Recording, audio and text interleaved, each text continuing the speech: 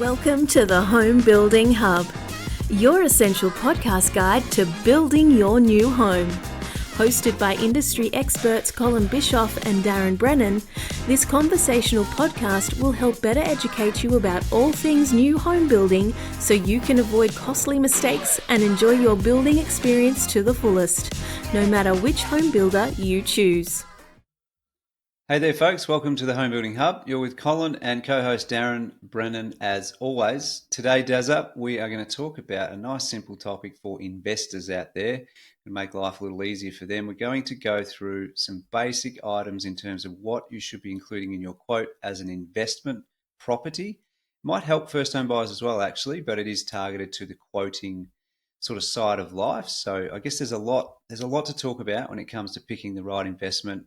And today we're really just talking about the quote side, as I said, and we're not going to talk about capital growth and locations and all that sort of stuff because we just want to pick out one section and take this list and go forth and get yourself an investment property. So, which should really help. How you going, mate? You're a little bit under the weather, mate. I reckon I've been jinxed. Shout out to my boss, Paz Garofalo, who suggested on the last episode I was a bit flat. So I thought I'll be up and about for this one, and I've caught a bloody cold. So I'm a bit croaky, I'm a bit shitty, and it's how it is sometimes. But I was so determined to be up and about. I was going to be like bouncing off the walls. I wanted him to notice that I took his feedback very seriously. But I'll try and be up and about anyway, mate. But looking forward to this episode. Short, sharp and shiny, mate. Yep. No, that's all right. Well, that's good. Good feedback. Got to bounce up a little bit more. Absolutely, mate. Just shows he's having a good listen, though. You got to do what you're told. So, Paz, I'm listening loud and clear, and I want to make sure you hear this episode. So, I'll do my best with my nasally voice and whatever to be up and about. But, mate, ready and raring. Let's go. Beautiful. Okay, so for a lot of investors, we find the biggest mistake they make is they get too emotionally attached to the purchase. This is when building a new home. It must be in this location. It must have these upgrades. I must make structural changes. And the truth is, none of these, I guess most of these are must-haves. They're just opinions, right? They're not actual fact. And I think, Darren, in my experience, it comes from this innate need for the buyer to want to have some influence on the ultimate outcome and the decision and the design, so that it makes them feel like they've had an impact, I suppose. For the seasoned investors out there, they don't worry about any of that stuff. Like they go, the numbers need to match, and that's really all that matters. And probably secondary to that, the time is really important. So for every item that you adjust or change or add time to, that's another week's rent that you've missed out on. So the seasoned investors understand that. The investors who are, let's just say they're local investors or mum and dad investors, this is really targeted to help you understand, hey, let's take away some of that. Let's give you a little checklist today to make it nice and simple, the things you should put in, the things you shouldn't worry about. And by the time you've gone through this episode, you'll have a really good, set of guidelines to follow that make life a little bit easier for your investment property. So I guess for the first thing, Daz, let's just jump in terms of the breakup of the quote. Let's talk about what we're going to cover is things around what a quote should have, talk a bit about the design. We'll highlight the items that are essential. We'll also touch on some that are maybe premium. If you've got a bit of room in your budget, there's a few more things that we would recommend to add in.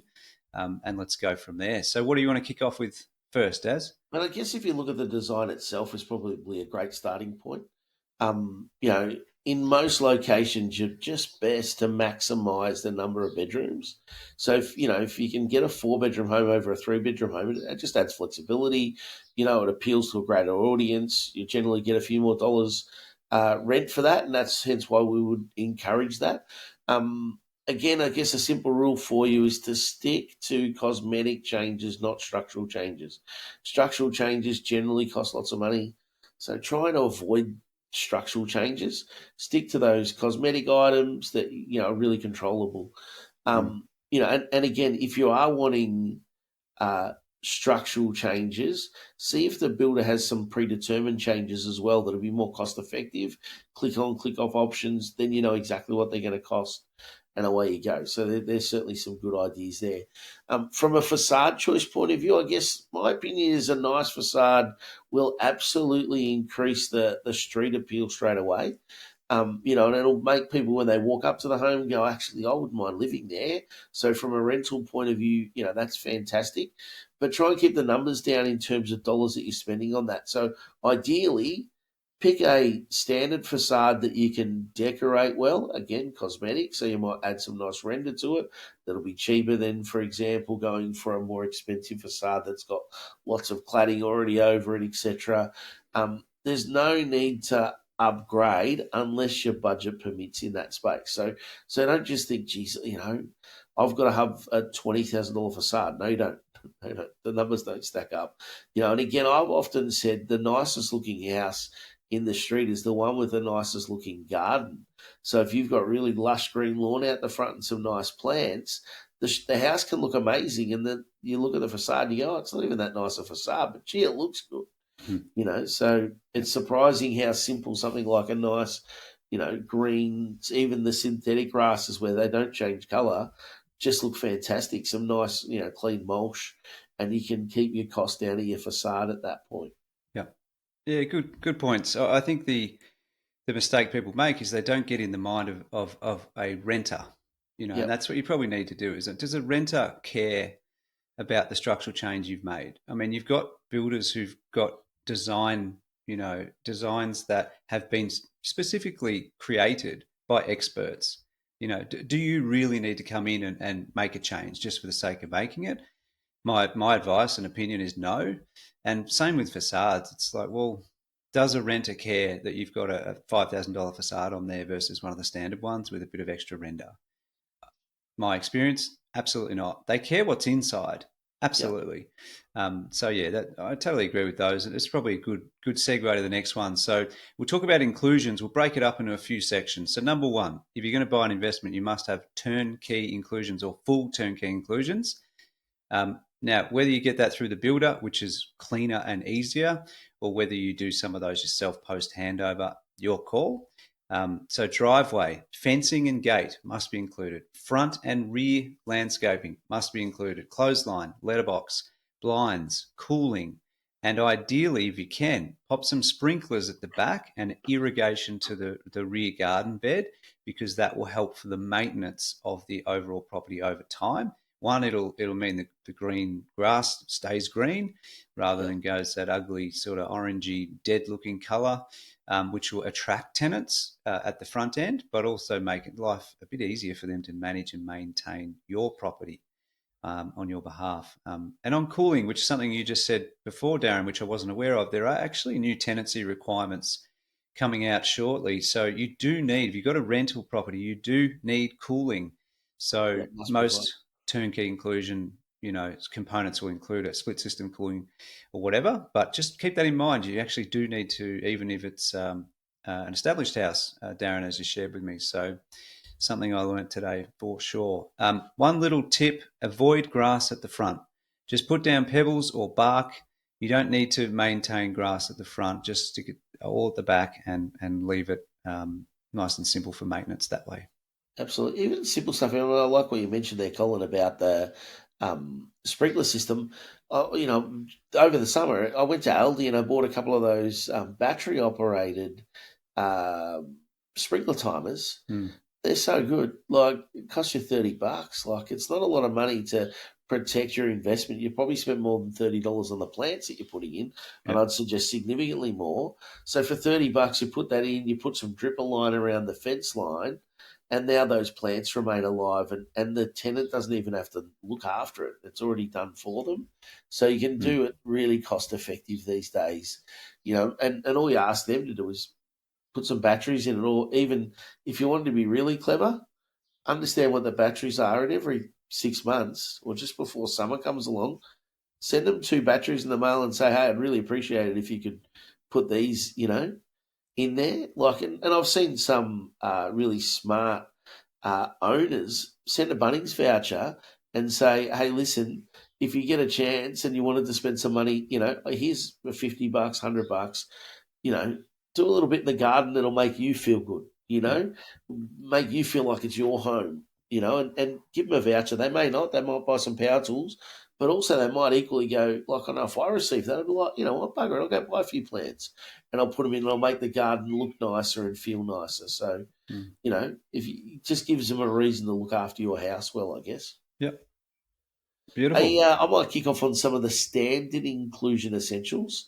Cole, so one of those would be ceiling heights. And so most homes come with a 2440 standard ceiling height. We'd suggest you jump up to 2590 or 2550, whatever your builder specifies that at. So one's tier up. Don't think you need to go as high as 2740s. It's certainly nice if you've got that in your budget, but not required at all. If you go to 2590s, the house is going to feel nice and big and spacious. Having downlights throughout is really, again, a really nice feature. Helps light the house well. Makes, I think people do consider that. If you've got batten fixed lights when a tenant's walking through, they're thinking, oh, it looks a bit crap. And, I might consider the house around the corner. Tiles or hybrid timber flooring to the main areas. And hallways, we'd suggest, again, just a little bit less carpet to have to look after in the long run. But carpets to the bedrooms, absolutely fine. You might have some carpet to a secondary living space if it suits the design of the home. Stone bench tops throughout, again, just presents really well. They're not overly expensive. Often they're included by builders. 900mm appliances if the space permits. Overhead cupboards in the kitchen certainly help, and that would include over the fridge space if you can. Again, those drop-down, finger pull cupboards with no handles are often a good way to go as well. So just keeps it nice and tidy, neat and tidy there. Shower niches. Again, most people like that. Just makes them feel like they're in a more luxurious home as a tenant. Make sure you've got towel rails and toilet roll holders installed by your builder. I'm going to say my first home that I built, we didn't, and we installed them ourselves, and we thought we did a pretty good job. I reckon I replaced the toilet roll holder 3 or 4 times, patches all over the wall. Like, I look back and go, why wasn't this done by the builder? Yeah. And then you look at now, a lot of builders are including them, but if they're not, they're putting noggins in the wall that you can attach it to well. Again, I'd just be saying, get the builder to do it. You don't want the headache. Window locks and fly screens, again, you get those, they're, I think, just things that people expect in a rental property. Brickwork above the windows is ideal as well. From a maintenance point of view, you're not having to go out and paint and additional maintenance required there. So just, for a small cost, if it's not already included, there's certainly things worth considering. Yep. How about if you wanted to step it up a notch, though, Cole? You want to go a little bit luxury, a little bit premium? What would that look like? Yeah, I think some people want to make sure that their house or their investment stands out when it's from a tenant appeal point of view. So naturally, my personal opinion is turnkey items, get them done through the builder. Stuff like you said with the towel rails and stuff like that. Like, get it all done by the builder, because then you don't have to worry about it. Speeds up the process. And like I said, every week that you have to go and do something yourself after handover is lost rent.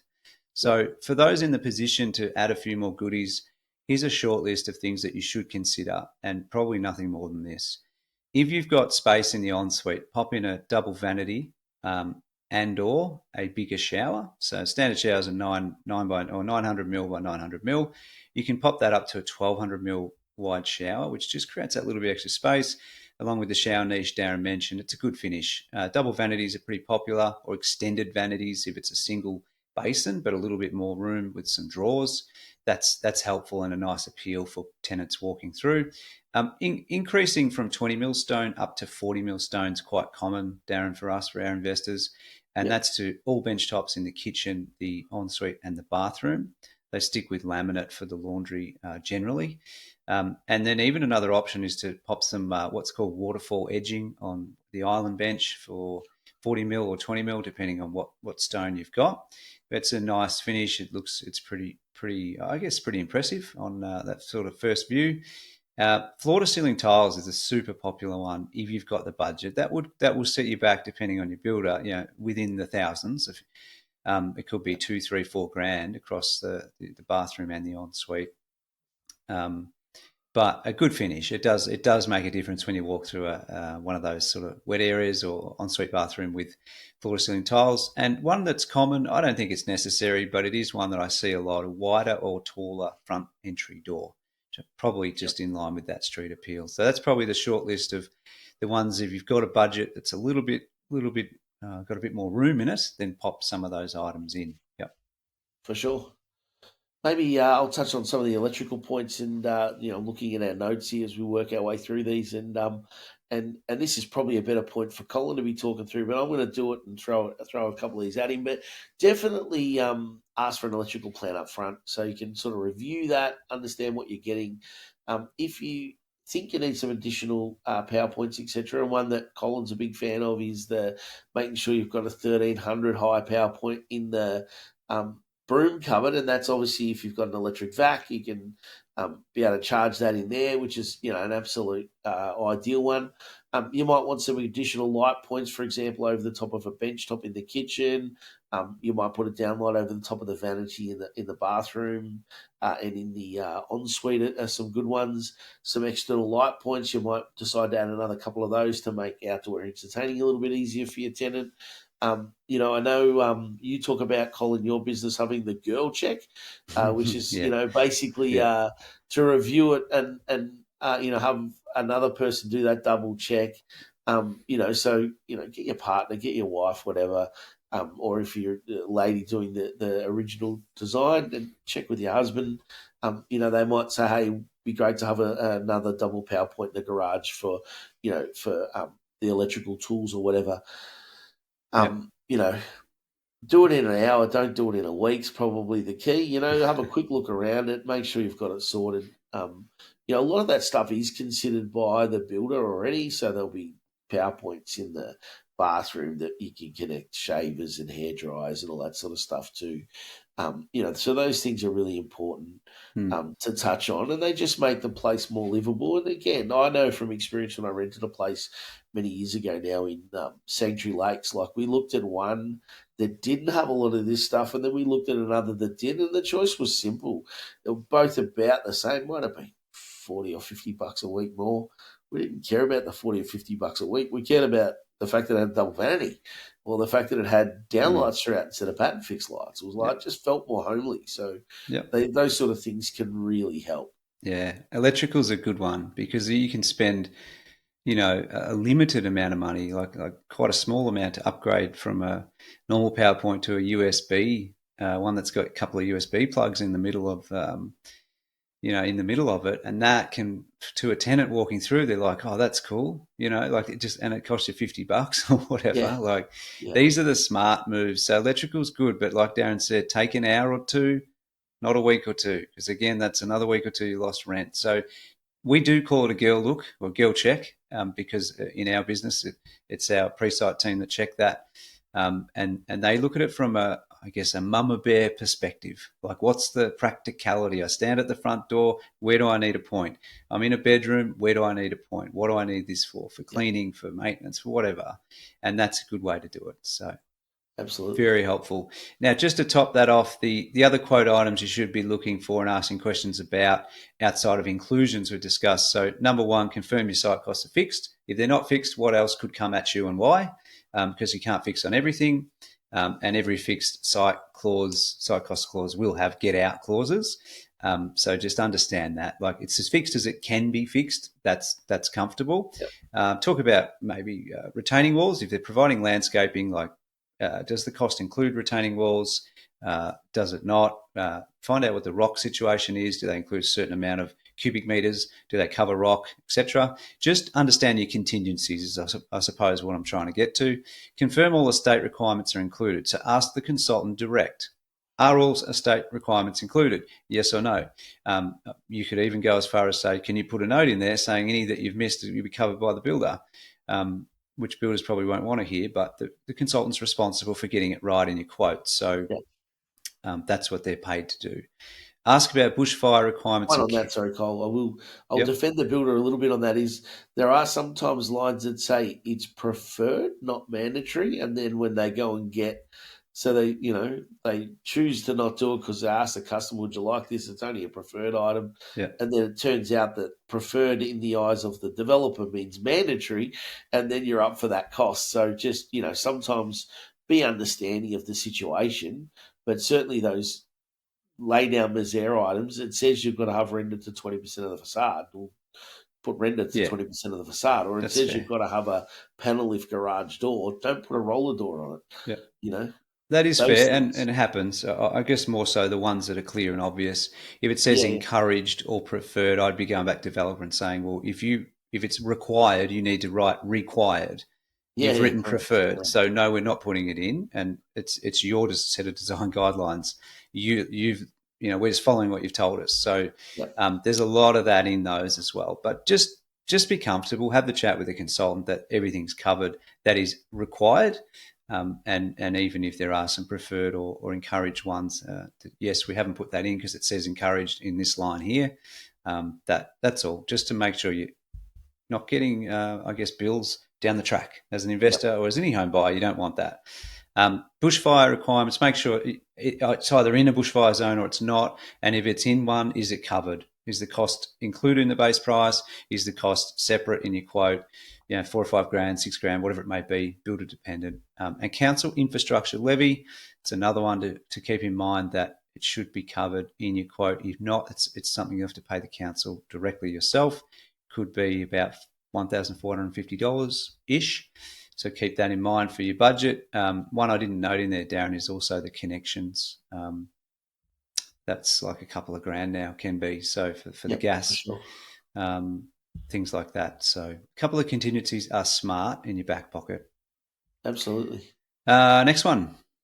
Mate, colour selection. And I guess, choosing from colour boards, and what we mean there is predetermined colours that someone within their business has done, and they've picked out all the colours that are going to really match nicely together. That's going to fast track the process. You're just going to get through it quicker because you go, I'll choose the board number A for the inside and board number B for the outside, and that's it. You've done your colours, and it's fantastic. And then they'll match that up for you throughout the whole home. So again, if you've got customization in your design, attending a colour appointment can be great, right? But again, it's going to add another week or so to your journey of getting to site, and that's lost rental income. So, I guess it's really about understanding what matters most. I would suggest that you're right, Cole, if you do pick the colour board option, you're probably going to end up with something fairly similar to one of those anyway, because they won't give you one. They'll normally give you 3 or 4, or could be 8 or 10 different options. By the time you go and do the individual colour selections, you're probably going to end up with something almost identical to one of those anyway. So save yourself the time. Definitely do. It's one that we come across all the time. So we do have a wholesale brand, and it's just colour boards only. And most people are happy with that. They just pick a colour board. They're not going to live in the house. They don't really care. These colour boards are designed by colour consultants, people who know what they're doing. So whether you agree with a light garage door colour or a dark one, it really doesn't matter. The tenant doesn't care. They don't walk up and go, oof, we can't rent that house because it's got a darker timber grain finish rather than a light garage door. And it won't look like that either because these experts have done it. So they're going to walk up and go, wow, how good's this place? Yeah.